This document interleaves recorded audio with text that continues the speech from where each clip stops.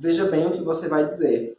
Não esqueça que depois você volta para cá, você volta para mim. Ele repetiu e riu. Bateu a porta do camburão e riu.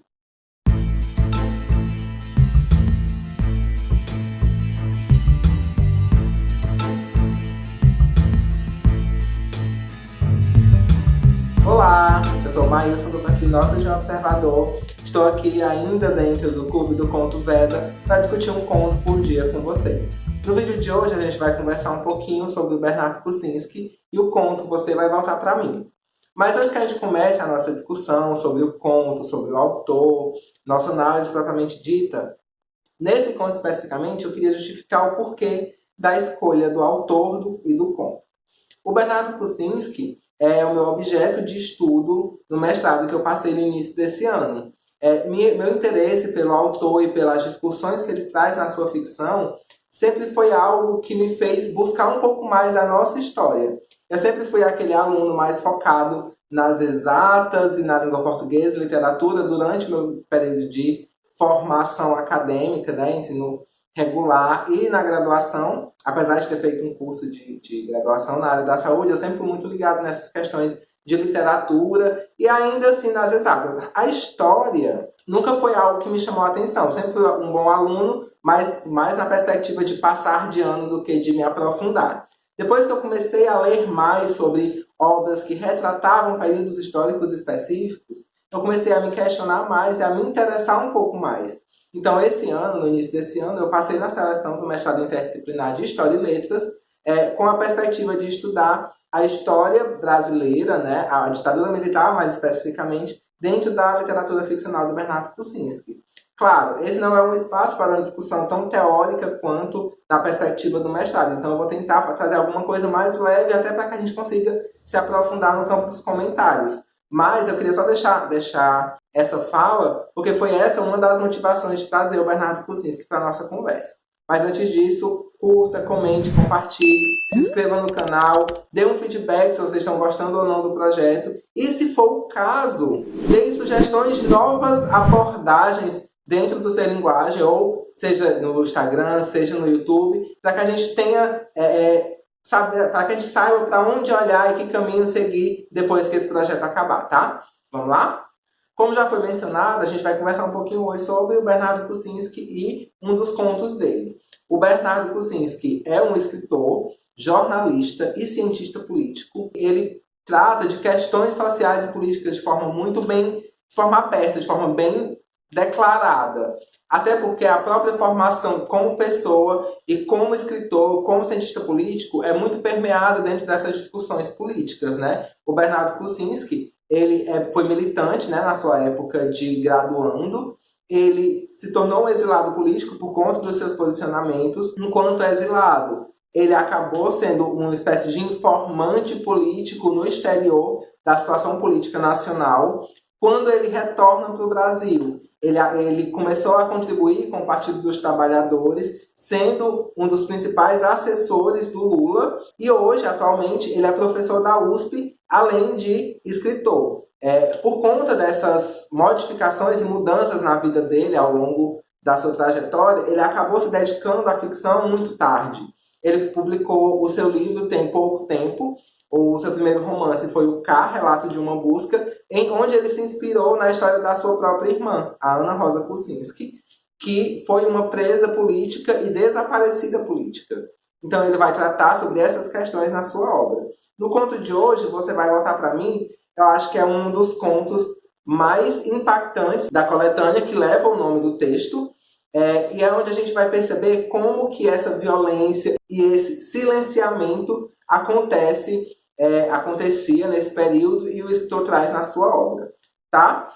Só para contextualizar, o Você Vai Voltar Para Mim vai narrar a história de uma personagem, cujo nome a gente não sabe, que é uma presa política, ela está presa no DOPS, e ela é torturada dentro desse espaço. A gente vai acompanhar ela indo para a sua primeira audiência, e nessa audiência ela foi instruída pelo advogado a ficar calada, só concordar com as coisas que foram ditas, para que ela consiga se livrar daquele espaço de tortura. Enfim, ela já está instruída e está decidida que vai se manter calada.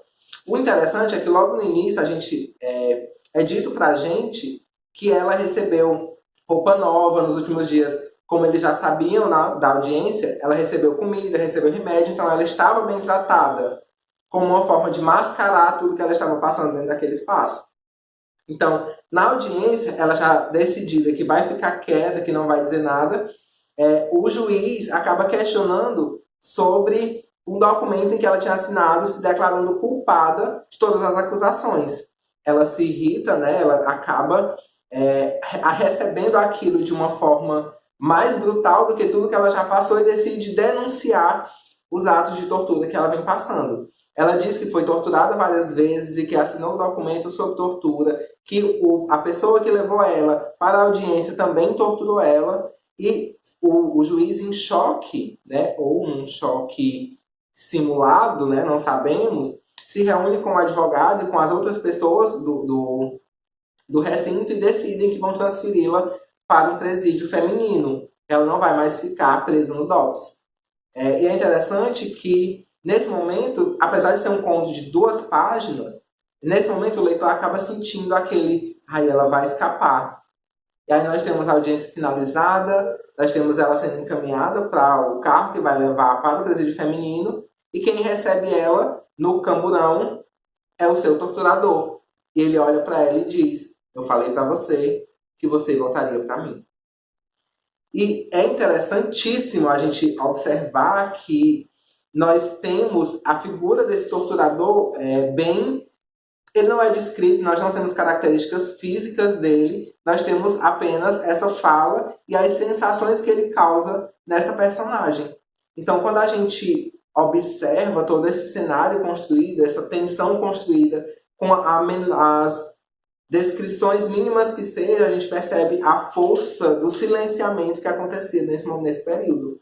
Ela conseguiu uma documentação que libertaria ela desse DOPS, né, que é esse Departamento de Ordem Política e Social, responsável por esses presos políticos, mas a gente acaba, só pela fala do torturador, sabendo que ela não vai conseguir liberdade, que ela não vai sair viva dali. Principalmente lendo isso nos dias de hoje, sabendo tudo o que aconteceu naquele período. E quando a gente se depara com um conto desse, não tem como a gente observar tudo o que tem acontecido nos últimos dias com as pessoas militantes de direita pedindo o retorno do AI-5, que nada mais é um documento desse período, né, de ditadura militar, que reforçava, que viabilizava esses episódios de tortura a presos políticos, que viabilizava o espaço para que os presos políticos não tivessem chances de sair. Esse documento, né, o ato institucional, emitido pelo governo de Costa e Silva em 1968, ele, por alguns historiadores, né, ele foi considerado um dos períodos mais sombrios, né, desse tempo. E esse documento, uma das delimitações dele, uma das declarações dele é que os presos políticos não tinham direito a habeas corpus. Então, se a gente tem essa presa política sendo levada para um presídio por um departamento específico, a gente sabe que ela não tem como solicitar um habeas corpus, quais as chances dela de sair dali, sabendo que a violência é algo legitimado e legalizado? Eu falei um pouquinho mais sobre o AI-5 no vídeo que eu fiz com o Moisés e o Fernando sobre o Cadeiras Proibidas, né? Os homens que descobriram Cadeiras Proibidas, vai estar aqui no card. Mas assim, só para a gente trazer essa discussão um pouquinho para cá, é importante a gente lembrar que esse período, né, inclusive é um dos pontos que eu tento trabalhar na minha dissertação, esse período tem como foco o silenciamento de tudo que acontecia por parte do governo. Então, nós temos governos e políticos tentando apagar da história, apagar dos livros, tudo aquilo, todos esses episódios de tortura, de ataque a presos políticos ou a pessoas, né, independente de terem sido presas ou não, que sejam contra as posturas do governo. Eu queria convidar vocês para discutir um pouquinho mais sobre essas questões aqui nos comentários. Eu queria que vocês dissessem o que vocês acham da escrita do Bernardo Kucinski, e para que vocês consigam me acompanhar um pouquinho, né, dentro dessas discussões, eu vou fazer lá no Instagram, a partir do mês que vem, o início de uma leitura coletiva das obras ficcionais dele em ordem cronológica. Primeiro, eu preciso fazer isso, já que eu preciso ler as obras dele para minha dissertação, e a contribuição de vocês vai ser interessante porque vai tornar essa obrigação algo mais prazeroso, tá? Espero que vocês tenham gostado, não esqueçam de curtir, comentar, compartilhar. Amanhã a gente volta com mais um vídeo, e é isso. Tchau!